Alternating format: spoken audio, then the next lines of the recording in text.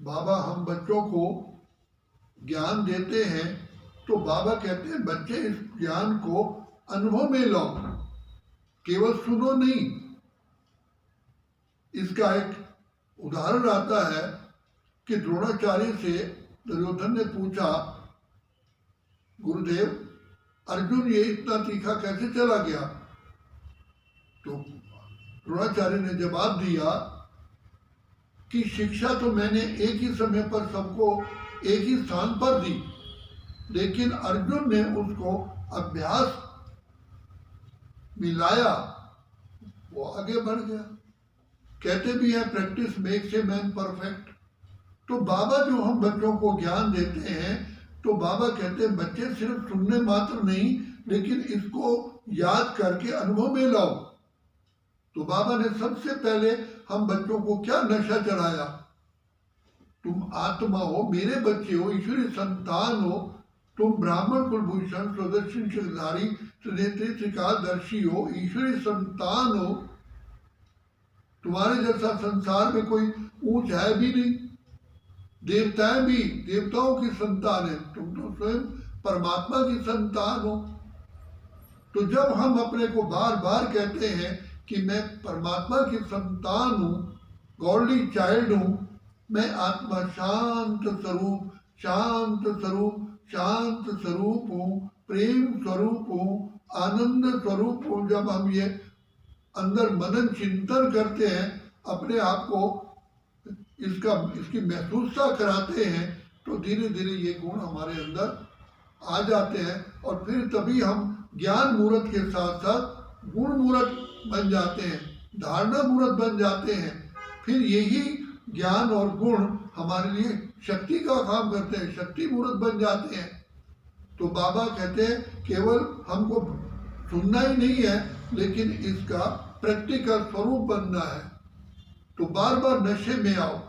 बाबा कहते देखो साधु सन्यासी महात्माएं भी जिस परमात्मा को नहीं जान पाए, बेअंत बेअंत कहते आए, उस पिता परमात्मा ने आप बच्चों को आप समान बना दिया, अपना ज्ञान दिया, तुम्हें त्रिनेत्री त्रिकालदर्शी बना दिया। तो बाबा कहते हैं तुम ही स्वर्ग के देवी देवताएं थे, तुम भूल गए हो। जिन देवी देवताओं की पूजा कर रहे हो आप उसी धर्म के हो। बाबा बार बार कहते देखो जो मुसलमान हैं वो दरगाह में जाते हैं और जो क्रिश्चियन हैं चर्च में जाते हैं, जो देवताओं के मंदिर में जाते हैं वो कौन है? तुम देवी देवता धर्म के हो, लेकिन अपने को पहचानते नहीं हो। अब बाबा हम बच्चों को बार बार बार बार स्मृति दिलाते हैं, तुम शुद्ध आत्मा हो, श्रेष्ठ आत्मा हो, महान आत्मा हो, देव आत्मा हो, पूज्य आत्मा हो। तो जब हम इसका बार बार मनन चिंतन करते हैं तो हम उस स्थिति में अपने स्वरूप को ग्रहण कर लेते हैं। इसलिए बाबा कहते हैं बच्चे बार बार तुम आश्चर्य हो जाओ, देह नहीं समझो। देह अभिमान ही पतन की जड़ है, इसी से ही विकारों का जन्म होता है। तुम ही तो सर्वगुण संपन्न संपूर्ण निर्विकारी थे, महान आत्मा थे, देव आत्मा थे, पूज्य आत्मा थे। तुम ही वर्तमान समय काले बन गए हो।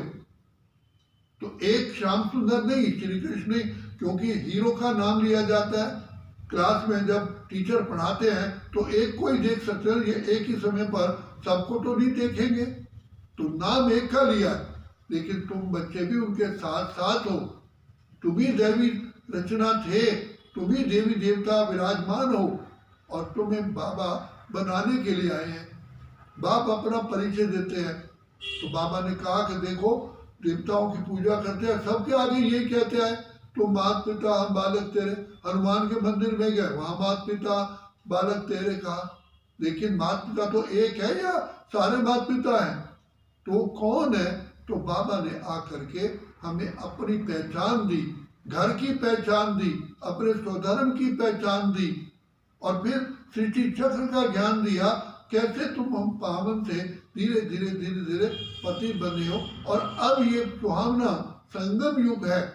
वर्तमान समय तुम श्रेष्ठ श्रेष्ठ, महान से महान, ऊंच से ऊंच बनाने के लिए बाबा ने तुमको अपना बच्चा बनाया। यही समय है।